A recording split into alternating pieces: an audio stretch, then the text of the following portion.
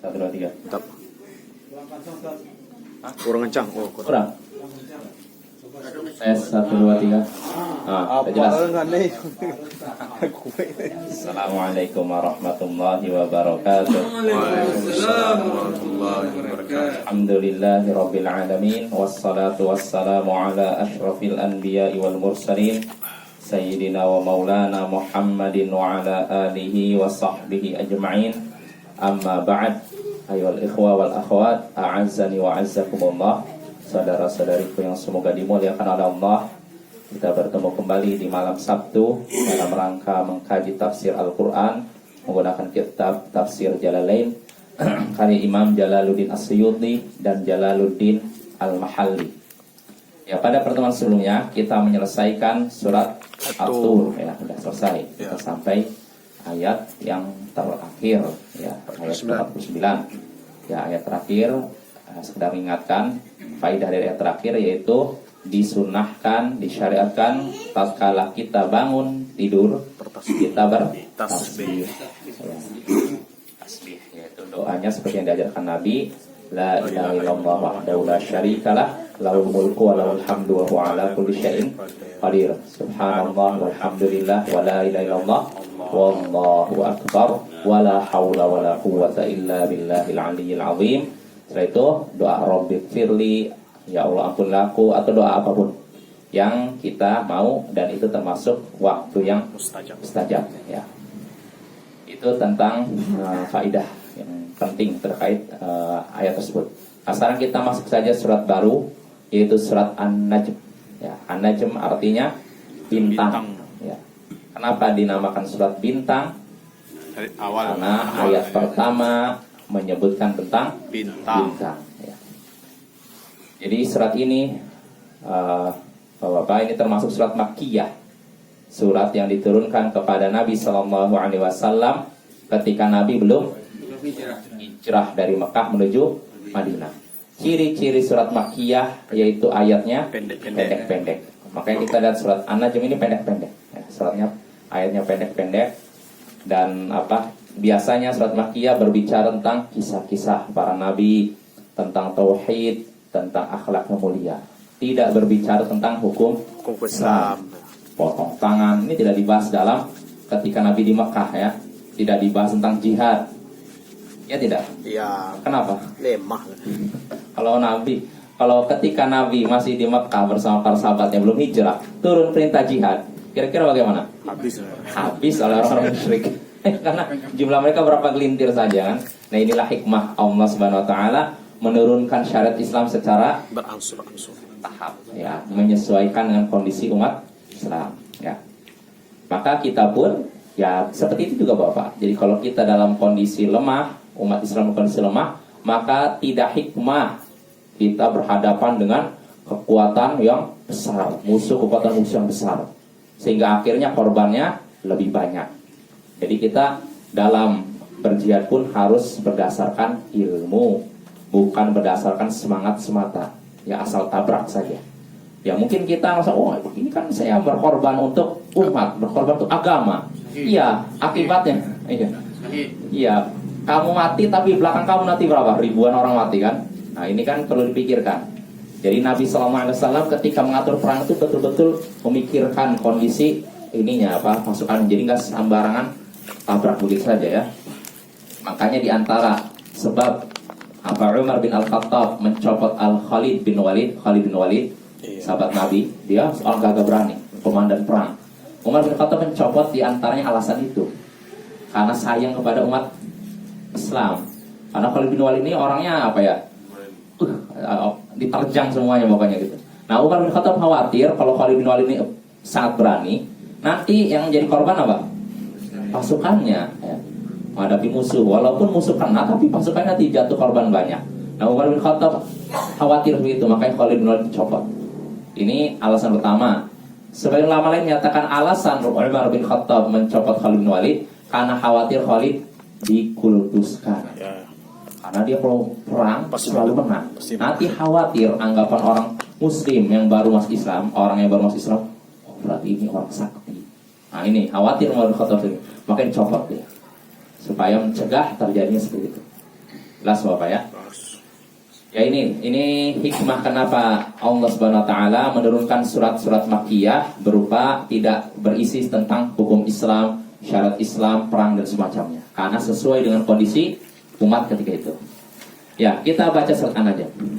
A'udzu billahi minasyaitonir rajim. Bismillahirrahmanirrahim.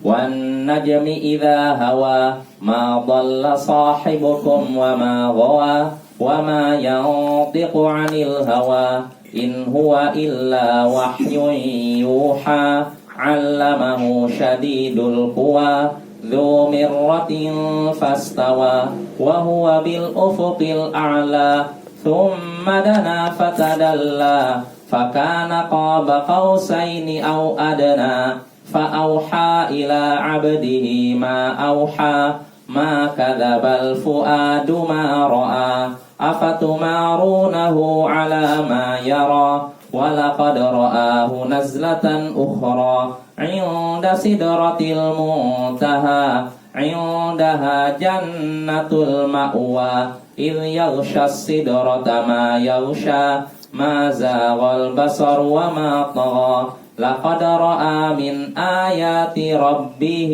الكبرى. Bismillahirrahmanirrahim. Dengan nama Allah yang Maha Pengasih lagi Maha Penyayang. Setiap surat dalam Al-Quran dimulai dengan Bismillahirrahmanirrahim, kecuali satu surat, yaitu surat At-Taubah ya. Di sini Allah mulai dengan Bismillahirrahmanirrahim. Lalu Allah berfirman, wan najmi idza hawa, demi bintang tatkala menghilang. Demi bintang tatkala menghilang ya. Apa maksud bintang di sini? Kalau kata Imam Al-Mahali, As-Suraya, bintang Suraya. Kalian tahu bintang Suraya? Saya sendiri nggak tahu bintang Suraya itu apa. Tapi kemarin itu ada pembahasan kalau telah muncul bintang Suraya. Kan ada pembahasan Ya. gitu. Yang jelas bintang itu ada berbagai ini macam namanya, Bapak. Ada bintang Suraya. Jadi di sini demi bintang. Kalau kata Imam Al-Mahali, Suraya. Demi sebenarnya sebagai ulama menyatakan umum, tapi Imam Al-Mahali menyebutkan khusus. Demi bintang Suraya, jika dia sudah menghilang. Wabah maksudnya menghilang, tetapnya sudah hilang, sudah apa? Oh, di situ terjemahannya terbenam ya. Jika bintang sudah terbenam, sudah tenggelam. Kalau tenggelam berarti hilang kan? Hilang. Nah, ini. Allah bersumpah demi bintang. Pertanyaannya, bintang ini makhluk bukan? Makhluk. Makhluk ya. Berarti Allah bersumpah demi nama makhluk. Boleh? Boleh. Kalau kita Tidak. Haram. mungkin timbul protes lah. Kenapa Allah boleh kita tidak boleh? Jawabannya apa? Sini kita bahas nih. Hah? Tanya Allah tidak Pertama, tanya. Allah tidak akan ditanya tentang apa yang dia perbuat. Kita lah yang akan ditanya tentang apa yang kita perbuat. Allah berfirman dalam surat Al-Anbiya, la yus'alu amma yaf'al wa hum yus'alun. Allah tidak akan ditanya tentang apa yang dia perbuat, tapi merekalah, manusialah yang akan ditanya tentang apa yang diperbuat. Maka nggak ada yang menyetir Allah. Allah, kenapa engkau bersumpah dengan ini? Kenapa engkau? Nggak ada. Ya tidak. Ya karena dia maha kuasa ya. Nggak ada yang ngatur Allah. Nah, ini jawaban pertama. Jawaban kedua, kata para ulama, kenapa Allah bersumpah demi atau dengan nama makhluk? Kata para ulama, untuk menunjukkan kemuliaan makhluk yang dijadikan sumpah tersebut. Contohnya di sini bersumpah demi apa? Bintang. Ini menunjukkan bintang ini adalah makhluk Allah yang mulia, ya, memiliki keutamaan. Apa keutamaan bintang? Salah satu. Terangi bin najmi hum yahtadun. Allah Subhanahu Al-Quran, dengan bintang itulah mereka dapat petunjuk. Petunjuk apa? Di jalan. Arah kan? Ya kan? Kalau saya terus nggak tahu. Cuman kalau yang sering ke laut mungkin tahu. Oh ini arah sana, lihat bintang. Iya, Bapak. Betul kan? Ya. Kadang orang lihat bintang bisa tahu ini musim apa, musim apa. Sama juga kiblat juga. Kiblat juga. Kalau Itulah. dulu kiblat. Itu manfaat bintang itu sangat banyak ya. Makanya Allah jadikan sumpah. Nah itu alasan kenapa Allah bersumpah dengan nama makhluk. Pertama, karena Allah tidak ditanya tentang apa yang dia perbuat. Makhluklah yang ditanya tentang apa yang dia perbuat. Kedua, Allah bersumpah dengan nama makhluk untuk menunjukkan kemuliaan makhluk tersebut. Nah di sini Allah bersumpah demi bintang tatkala menghilang, tatkala tenggelam. Untuk menyatakan apa? Kan kalau sudah demi Allah, ada lanjutannya tidak? Ada. Gak mungkin kita misalnya saya ngomong sama seorang demi Allah lalu pergi. Ya, apa maksudnya demi Allah? Demi Allah kan untuk menekankan perkataan setelahnya kan. Nah, Allah bersumpah demi bintang untuk menyatakan apa? Ma dhalla sahibukum wa ma ghawa. Teman kalian tidak sesat dan tidak pula keliru. Teman kalian tidak sesat dan tidak pula keliru. Teman kalian, siapa ini maksudnya? Muhammad, sini kata Imam Al-Mahalli, Muhammad alaihi salatu wassalam, yaitu Muhammad sallallahu alaihi wasallam, nabi kita, rasul kita. Jadi Muhammad rasul kalian, rasulnya Rasulullah tidak sesat dan tidak pula keliru. Tidak sesat maksudnya an tariqil hidayah. Dia tidak sesat dari jalan hidayah, jalan petunjuk. Wa ma ghawa, dan tidak juga keliru. Ma labasal ghai, dia tidak terus-menerus dalam kekeliruan. Maksudnya apa kekeliruan? Jahlun min i'tiqadin fasid, yaitu kebodohan karena akidah yang rusak. Ya, jadi kesimpulannya Nabi tidak mungkin keliru, sesat atau salah dalam masalah akidah agama. Ya, kalau beliau keliru langsung ditegur. Jelas Bapak ya? Ya, kata para ulama, sebagai ulama menyatakan, saya baca kitab tafsir, maksud tidak sesat dan tidak keliru ini baik dari sisi pengetahuan, dari sisi ilmu maupun niat, dari sisi tujuan maupun pengetahuan. Maksudnya apa? Karena ada orang yang sesat karena salah satu dari dua ini. Kalau bukan sesat karena tujuan, sesat karena pengetahuan. Maksudnya apa? Ada orang yang punya pengetahuan tapi sesat dari sisi tujuan. Ini orang-orang Yahudi. Mereka punya ilmu. Mereka ngerti Taurat, ngerti ini, tapi mereka sesat dari sisi tujuan. Niatnya mereka salah. Mereka menguasai Taurat ini niatnya salah, untuk mencapai kepemimpinan, mencari dunia. Maka sesat. Sesat dari sisi apa? Tujuan. Nah, tapi ada juga sesat dari sisi pengetahuan. Tujuannya bagus, tapi pengetahuannya salah, alias tidak punya ilmu. Niatnya baik tanpa ilmu, akhirnya sesat juga. Ini kelompok kedua, yaitu iya. Jadi mereka itu punya niat baik, pengen beramal, tapi tanpa ilmu, akhirnya sesat. Nah, Rasulullah dijaga Allah dari dua kesesatan ini. Kesesatan dari sisi ini, niat, maupun dari sisi apa? Ilmu. Ya. Dan kita juga harus begitu. Jadi jangan sampai niat kita rusak atau pengetahuan kita rusak. Kalau salah satunya rusak, kita sesat. Jelas Bapak ya? Jelas. Ini mengingatkan, mungkin saya pernah cerita Bapak, ada seorang yang seorang santri yang bisa di satu tempat ya, gila. Padahal dia cerdas, hafalannya cepat, bingung. Jadi teman saya datang satu pondok, dia lagi semangat-semangat belajar, tiba-tiba baru nyampe pondok itu dia nyaksikan ada santri gila. Kaget teman saya. Nah, akhirnya dia tanya ke santri senior itu, gimana keadaan santri yang gila ini? Oh, dia cerdas semua, cerdas. Dia kaget kan? Karena dia baru datang loh, yang cerdasnya gila. Nanti gimana yang gak cerdas? Kan pikirannya gitu kan, kaget. Wah. Akhirnya jadi santri yang gila ini, jadi kalau ini Bapak, kalau pas lagi kambuh gilanya, dia ngomong gak jelas. Kadang dia nanya ke temannya, apa hukum ini? Nggak tahu. Berkata Syekhul Islam, nggak jelas. Apa hukum ini? Berkata Al-Hafidz Ibnu Hajar, yang keluar nggak jelas. Nah, ini aneh gitu kan. Nah, yang ajaibnya santri yang gila ini, pernah suatu hari dia dihukum oleh ustaznya menghafal hadis dalam satu kitab. Saya nggak tahu dikasih batas waktu berapa hari. Yang jelas dalam waktu semalam dia hafal. Berarti kan lumayan, cerdas kan? Nah, tapi kok bisa gila? Nah, ini yang timbul pertanyaan. Jadi gimana nih? Nah, maka ditanyakan oleh teman saya kepada ustadz pimpinan pondoknya, kenapa ini kok saya lagi mau belajar nyampe sini ternyata nyaksikan santri gila.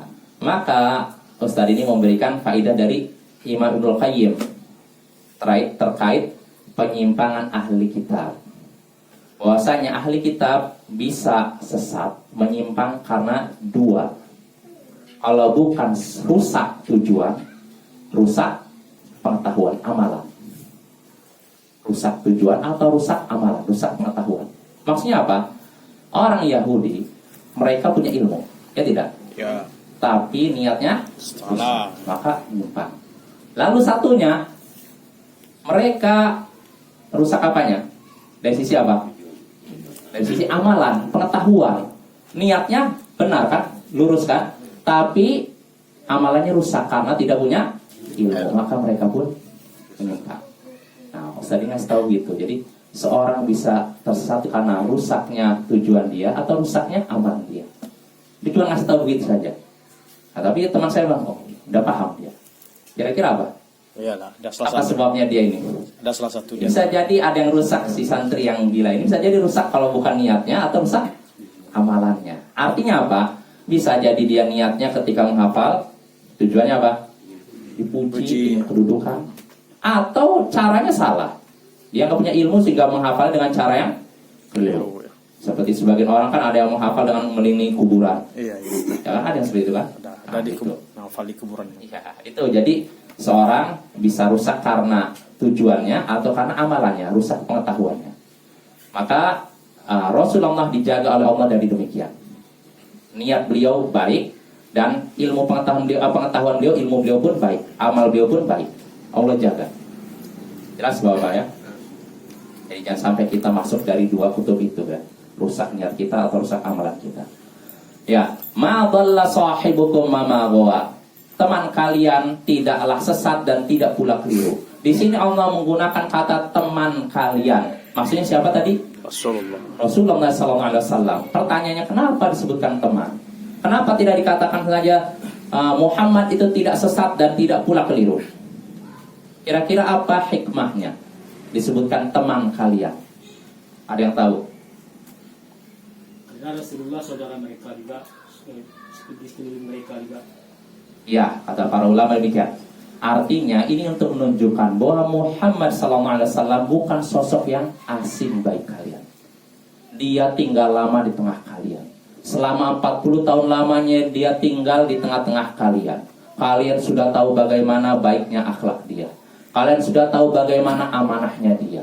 Bukankah dia orang yang jujur? Bukankah dia orang yang amanah? Bukankah dia orang yang selalu menunaikan amanah yang diberikan kepadanya?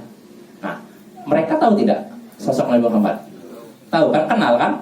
Seakan-akan seperti ya udah dekat teman kalian. Nah, maka bagaimana bisa kalau kalian kenal Muhammad, kejujuran Muhammad, amanahnya Muhammad, tiba-tiba kalian menyatakan bahwa dia pendusta, tukang sihir, orang gila dan semacamnya. Nah, ini maksudnya Bapak, untuk menyadarkan orang kafir Quraisy. Jadi Muhammad ini bukan sosok yang asing. Kalian sudah mengenalnya.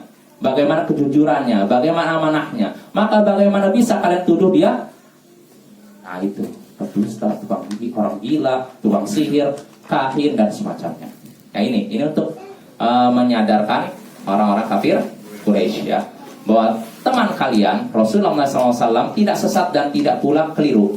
Wa ma yantiqu 'anil hawa, dan ia tidak mengucapkan apa yang berasal dari dia tidak mengucapkan dari hawa nafsunya.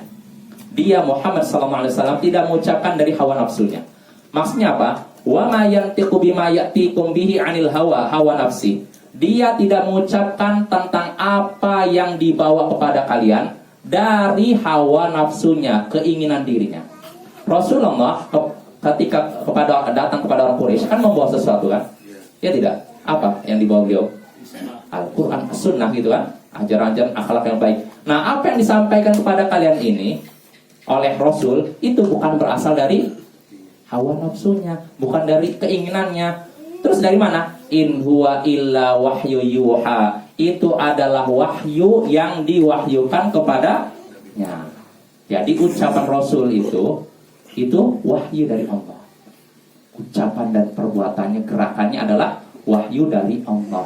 Maka tidak bisa kita menyatakan, oh ngapain kamu mencatat semua ucapan nabimu, mencatat semua perbuatan nabimu, dia kan manusia biasa. Nah, ini syubhat yang digembor-gemborkan oleh orang musyrik di zaman Nabi. Ya ketika siapa? Abdullah bin Amr bin Al-As mencatat semua ucapan Nabi. Kenapa? Dia kan manusia biasa. Kenapa kamu mencatat? Maka ketika Abdullah bin Amr diejek begitu oleh orang musyrik, dia ngadu kepada siapa? Rasulullah. Pada Rasulullah. Maka Rasulullah bilang, "Uktub, tulislah, demi Allah tidak ada yang keluar dari mulutku kecuali benar." Jadi semua perkataan Nabi itu benar. Kalau memang Nabi keliru dalam satu permasalahan, pasti ditegur, nggak akan dibiarkan. Quraisy, lalu datanglah siapa? Abu Maktum. Abdullah bin Maktum. Lalu sibuk dakwah, tiba-tiba Abdullah bin Maktum berkata, namanya juga orang buta kan, datang, "Ya Rasulullah, alimni mimma 'allamakallah." Rasulullah sibuk ngomong nih sama orang pembesar Quraisy. Tujuannya apa? Lobby. Supaya mereka dapat hidayah kan? Ya. Tujuannya mulia tidak? Ya. Ya, tiba-tiba datang Abdullah bin Maktum, "Wahai Rasulullah, ajarkan kepadaku apa yang Allah ajarkan kepadamu." Lagi ngomong, diputus oleh Ummi Maktum. maka Rasulullah nengok pada Abdullah bin Maktum, lalu apa? Bermuka masam lalu berpaling. Tidak berapa lama langsung turun teguran dari Allah SWT. Abasa. Allah menurunkan surat apa? Abasa. Abasa wa tawalla. Dia bermuka masam lagi berpaling. Kenapa? Anja'ahul a'ma. Karena datang kepadanya seorang buta. Wa ma yudrika la'allahu yazakka. Tahukah engkau bisa jadi dia ingin membersihkan dirinya? Au yadzakkaru fatanfa'u dzikra, atau dia ingin belajar sehingga, atau dia ingin mengambil peringatan sehingga peringatan itu bermanfaat baginya. Nah, di sini Allah menegur Nabi Muhammad SAW. Beliau lebih mendahulukan pembesar Quraisy daripada orang yang buta. Ya, di sini beliau langsung ditegur. Kalau memang beliau salah, beliau langsung ditegur, tidak akan dibiarkan. Jelas Bapak ya? Ya, ini penting ini. Karena orang-orang orientalis berusaha meragukan Bapak berusaha menghancurkan Islam lewat ini. Dibikin kita ragu. Wah, Muhammad itu dia manusia biasa yang bisa jadi salah, bisa jadi benar. Maka untuk apa? Akhirnya diragukan. Pertama mungkin diragukan hadis Nabi. Ujung-ujungnya diragukan Al-Quran. Ya, ini hati-hati Bapak ya. Atau istilahnya adalah kelompok lain namanya apa? Inkarus sunnah. Pernah dengar Bapak? Pernah.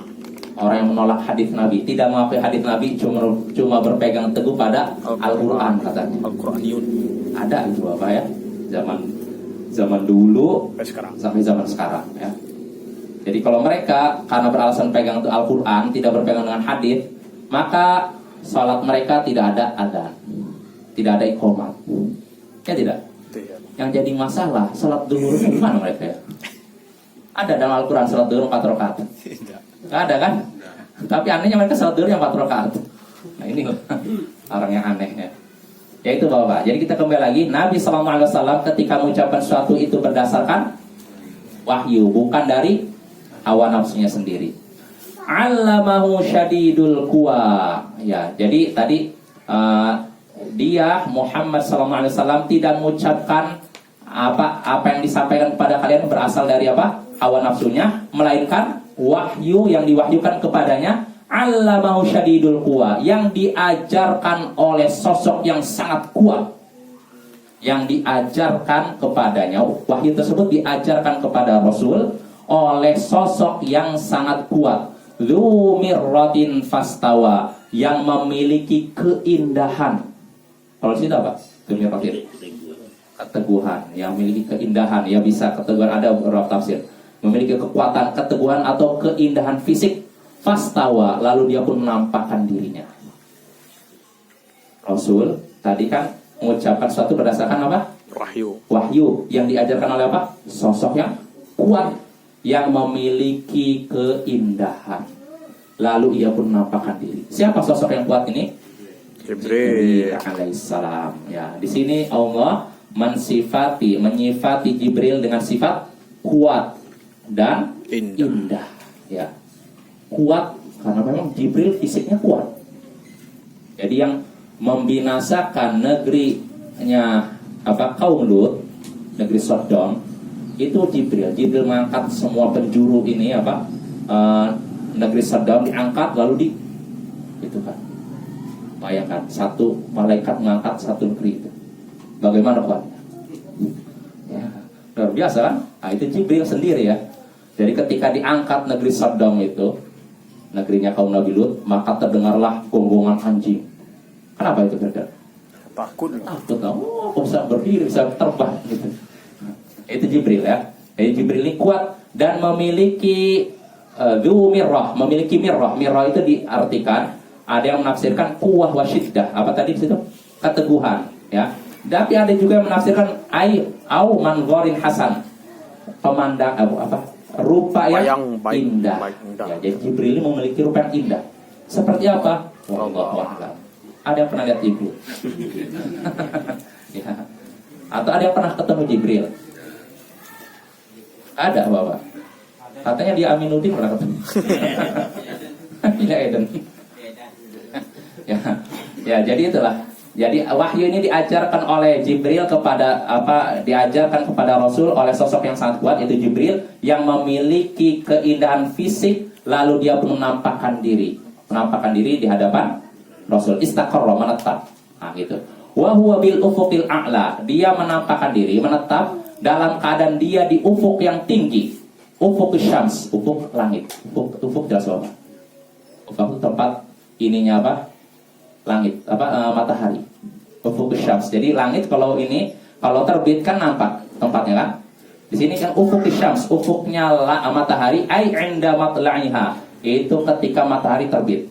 Nah, Jibril menampakkan diri di hadapan Rasul di ufuk yang tinggi, ala suratihil lati khuliqa 'alaiha, yaitu berdasarkan wujud aslinya. Jadi ketika Jibril menampakkan di hadapan Rasul itu dalam bentuk aslinya. Fara'ahu Nabi sallallahu alaihi wasallam. Nabi sallallahu alaihi wasallam melihatnya, wa kana bi Hira, dan ketika itu beliau di Gua Hira. Qad saddal ufuqa ilal maghrib. Maka ketika itu Jibril menutup ufuk sampai arah barat, timur ke barat. Ya. Disebutkan dalam hadis ketika itu Jibril memiliki 600 sayap. Ketika dilebarkan sayapnya menutup seluruh ufuk langit. Besar apa kecil? Ya, luar biasa besar kan? Ya. Lalu di sini fakharra maksyan alai, maka Nabi ketika menyaksikan itu beliau pun pingsan. Wa kana qad sa'alahu an yuriyahu nafsahu ala suratihi allati khuliqa 'alaiha. Dan Nabi sallallahu alaihi wasallam pernah meminta Jibril untuk menampakkan dirinya dalam bentuk aslinya. Fawa'adahu bi Hira, maka Jibril pun menjanjikan itu di Gua Hira. Fanazala Jibrilahu, lalu Jibril pun turun kepada Rasulullah SAW fi suratil adamiyyin, dalam bentuk manusia. Jadi Jibril pernah memperlihatkan wujud aslinya kepada Nabi ketika Nabi di dekat Gua Hira. Jadi Jibril bisa melihat Nabi bisa melihat Jibril dalam bentuk asli 2 kali. Kalau dalam bentuk penjelmaan sebagai manusia ini sering, Bapak ya. Ya kan? Tapi kalau dalam bentuk asli cuma 2 kali. Tidak lebih dari 2. Nah, pertanyaannya, kalau Nabi saja melihat Jibril 2 kali, kira-kira kita bisa nggak melihat lebih dari 3 kali? Ya. Bisa di Aminuddin kayak lagi. Di Aminuddin berapa kali ketemu Jibril? Ya itu Bapak ya. Jadi bohong kalau ada orang yang ngaku bertemu Jibril atau Jibril menyampaikan sesuatu kepadanya. Nah, ini seperti keyakinan sebagian kaum sufi. Mereka mengaku bertemu dengan Jibril, bahkan Jibril memberikan pesan kepadanya, walaupun mereka malu-malu. Maksudnya wahyu tapi malu-malu.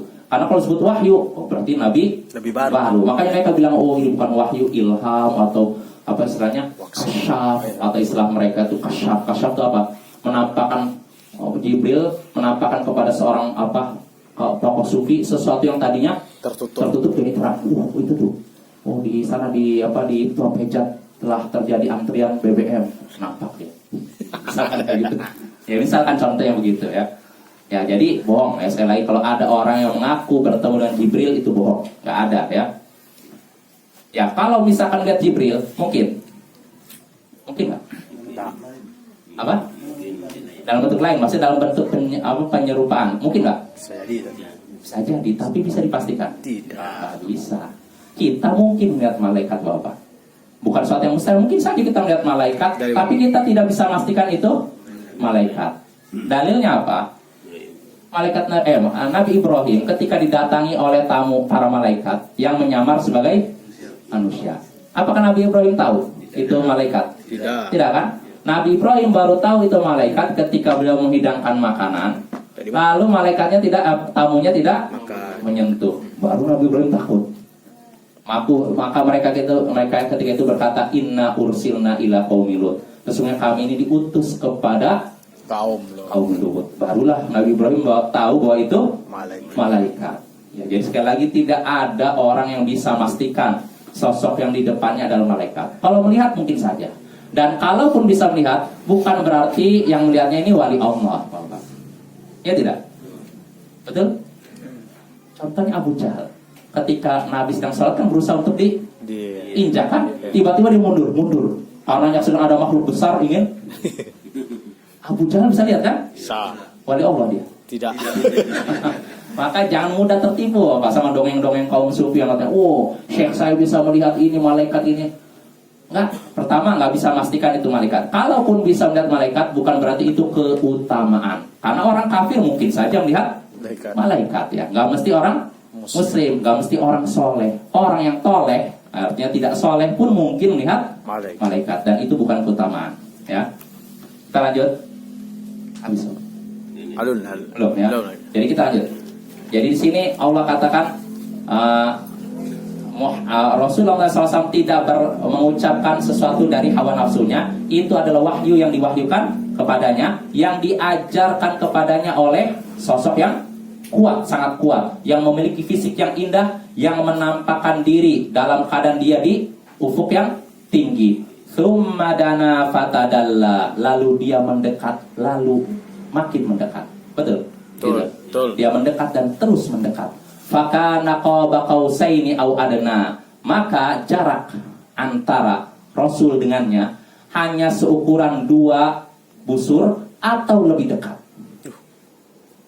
Sangat dekat sekali Bapak. Jadi jarak Jibril mendekat kepada Rasulullah terus mendekat sehingga jaraknya hanya seukuran 2 busur. 2 busur berapa meter kira-kira? Inilah kalau 2 busur. Atau lebih dekat dari itu. Fa'auha ila abdihi ma auha. Lalu Jibril menyampaikan kepadanya ma auha, yang Allah wahyukan kepadanya. Jadi Jibril menyampaikan wahyu Allah, menyampaikan wahyu Allah kepada Muhammad SAW. Apa yang Allah berikan kepada Jibril. Jelas Bapak maksudnya? Maka Jibril menyampaikan kepada hambanya itu Muhammad apa yang sudah Allah wahyukan kepadanya. Karena memang tugas Jibril apa? Menyampaikan wahyu ya. Maka dzabal fuadu ma ra'a. Hatinya tidak bisa mendustakan apa yang ia lihat. Hati siapa? Hatinya tidak bisa melihat, tidak bisa mendustakan apa yang ia lihat. Hati siapa? Nabi Muhammad SAW. Jadi di sini sekali lagi menyebutkan tentang dekatnya malaikat Jibril dengan Nabi Muhammad SAW. Jadi Jibril itu mendekat, qaruba minhu mendekat, fatadalla dan makin mendekat. Fakana minhu qaba qausaini au adna.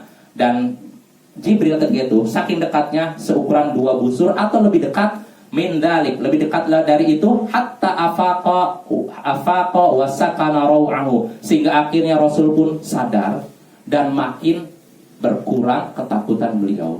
Tadinya kan beliau takut kan, dan Jibril kan dekat mulai bertenang. Lalu setelah itu barulah Allah mewahyukan kepada hambanya Jibril apa yang akan diwahyukan kepada Rasul. Jelas Bapak ya? Jadi itu gambarannya ya. Timbul pertanyaan Bapak. Di sini Allah katakan tadi kemudian Jibril mendekat dan terus mendekat kepada siapa? Sehingga jarak antara Jibril dengan Nabi Muhammad hanya seukuran 2 busur atau lebih dekat. Jaraknya seukuran 2 busur atau lebih dekat. Atau lebih dekat lagi. Pertanyaannya, 2 busur atau lebih dekat lagi. Berarti ragu dong. Oh, ukuran 2 busur atau lebih dekat lagi. Ragu berarti maksudnya. Ini siapa nih? Allah kan, Allah nyatakan maka ukurannya yaitu 2 busur, seukuran 2 busur jarak Jibril dengan Nabi Muhammad atau lebih dekat lagi. Atau itu artinya apa? Kalau kita misalnya gini, saya melihat ini kapal ini sudah sampai Mas Ilo atau udah sampai mana? Dekat Mas Ilo. Kurang lebih gitu lah. Sudah sampai Melepet atau sampai misalkan Saliguma. Ini ragu kan? Pertanyaan kalau gini, Allah ragu? Tidak, tidak. Saking jelasnya gitu. Hah? Saking dekatnya. Jadi apa yang disampaikan itu jelas. Iya, maksudnya gini. Jarak Rasul dengan apa Jibril kan katanya seukuran 2 busur panah atau lebih dekat lagi. Atau ini maksudnya apa? Bisa mungkin lebih dekat lagi dari 2 busur. Ya berarti ragu atau gimana? Tidak ragu. Ragu. Tidak ragu. Tidak ragu. Ini hati-hati Bapak. Karena orang-orang musuh-musuh Islam menyerang Islam dengan lagi. Iya tuh. Allah sendiri ragu. Berarti ini Al-Quran bukan kitab Allah ini. Lihat, Allah sendiri ragu. Ukuran apa? Jarak antara Nabi Muhammad dan Jibril seukuran 2 busur panah atau lebih dekat lagi. Kan ragu kan? Berarti ini bukan kitab Allah katanya. Bagaimana cara menjawabnya? Kata para ulama, au itu, au atau Banyak. maknanya tidak mesti ragu. Ya. Maknanya kadang bisa berarti bal, Iya. bahkan. Makanya di sini artinya bukan atau sebenarnya. Bahkan ya jarak antara Jibril dengan apa Nabi Muhammad seukuran 2 busur panah, bahkan lebih dekat lagi. Jelas Bapak? Atau kalau mau dimaknakan atau maksudnya atau lebih dekat lagi menurut pandangan manusia. Iya. Kalau Allah nggak mungkin ragu. Iya. Jelas Bapak? Maknanya sebegitu. Nah ini seperti Allah sebutkan dalam surat apa? Shafat ketika Allah mengutus Nabi Yunus, wa arsalnahu ila mi'ati alfin aw yazidun. Iya. Nabi Yunus atau Nabi Nuh? Lupa, Nabi Yunus atau Nabi Nuh? Nabi Yunus ya. Kami mengutusnya kepada 100.000 orang atau lebih. Atau lebih. Apakah Allah ragu? Enggak, maksud para ulama atau di sini maksudnya bahkan lebih. Jadi bukan ragu. Maksudnya Allah mengutus Rasulnya kepada 100.000 bahkan lebih. Jelas Bapak? Ya karena orang-orang yang ingin menghancurkan Islam pakai gini juga. Tapi kalau kita ngerti nahwu, ilmu tata bahasa Arab ya. kita bisa bantah ini. Kamu nggak ngerti nahwu sih, belajar nahwu lah. Sama Belajar bahasa Arab lah. kayak Hah? orang itu meragukan seperti Nabi Muhammad. Kita perselawatkan mendoakan berarti Nabi Muhammad nggak masuk surga. Iya, itu nggak paham ya. Kayak Ya itu Bapak, pentingnya apa bahasa Arab, apa ilmu nahwu diantaranya untuk menjaga Al-Quran juga ya. Jadi kalau kita ngerti nahwu itu istilahnya apa ya? Ilmu tata bahasa Arab. grammar bahasa Arab. Kita bisa mengetahui keindahan Al-Quran, itu pertama. Terus kedua, kita bisa membantah serangan-serangan yang ditujukan pada Al-Quran. Karena biasanya orang yang menyerang Al-Quran diantaranya nggak ngerti bahasa Arab. Jelas Bapak? Jelas. Diantara contohnya apa ketika Nabi, diantara apa katanya ada yang menyatakan Nabi Isa itu sudah meninggal. Dalilnya apa? Ucapan Nabi Isa, wassalamu alayya yauma wulidtu wa yauma amutu wa yauma ub'atsu hayya. Keselamatan untukku pada hari ketika aku dilahirkan dan hari ketika aku mati. Lah tuh, Nabi Isa kan mati kan? Wah, berarti jangan yakin Nabi Isa diangkat. Nabi Isa udah mati. Bagaimana jawabannya? Jawabannya di situ Allah bedakan. Pertama, wulidtu fi'il madhi. Ini kalau kita belajar bahasa Arab ya. Fi'il madhi artinya sudah terjadi. Tapi ketika menyebut mati, Allah menggunakan fi'il mudhari. Fi'il mudhari artinya kata kerja yang terjadi masa sekarang atau yang akan datang. Nah, kalau lahir sudah berlalu. Tapi kalau matinya belum. Jelas semua Pak. Nah, ini kalau kita belajar bahasa Arab, kita bisa bantah. Dan ini saya lihat bantahan yang disebutkan oleh Syekh Ahmad Didat ketika membantah seorang lawannya di Amerika kalau nggak salah. Saya nggak tahu tuh. Pas. Iya. Dia orang Palestina itu. Oh iya, itulah. Yang nggak belajar nahwu berarti dia. Enggak, memang sengaja deh. Apa namanya? Monitor lah. Iya.